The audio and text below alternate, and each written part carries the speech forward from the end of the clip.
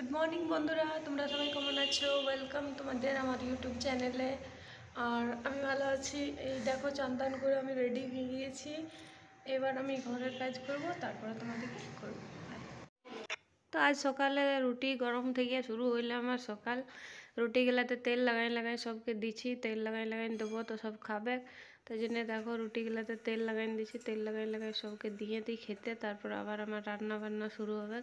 আমার মেয়েটাকে বললাম যে চল তোকে করে দিছি, তো তুইও খেয়ে নে, আর দে থালা দে, আমি তোকে খাবার দিয়ে দিছি। তো বললে যে হ্যাঁ দিয়ে দাও আমাকে খেতে। আবার রুটিও সেন যাবে। তো বললাম যে লে তুই এগুলো খেয়ে লে।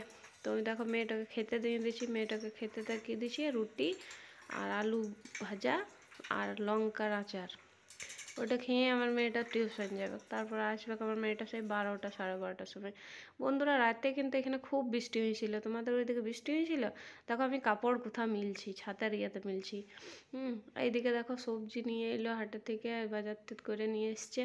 তো ওগুলো আবার গুটে মেটে রাখছি। টমেটো ছিল ঘরে, তাও টমেটো নিয়ে চলে এসছে।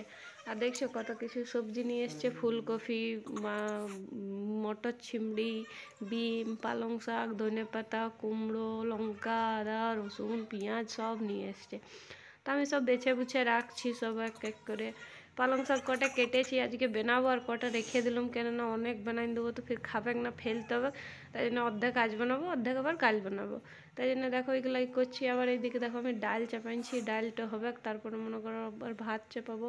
আমি একদিকে ইন্ডাকশানে ভাতও চাপাইছি। তো বন্ধুরা, আমি বিকেলে কিন্তু অল্প খেলাধুলা করি।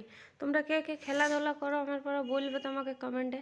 আর বন্ধুরা, আমাকে সাপোর্ট করো। আমি কেন নতুন নতুন চ্যানেল খুলেছি, তো আমি অত কিছু জানি না। তো আমি যদি কোথাও মিস্টেক করছি তো তোমরাও কমেন্টে বলো। আর আমাকে কাল আবার আসছি তোমাদের জন্য নতুন ব্লগে।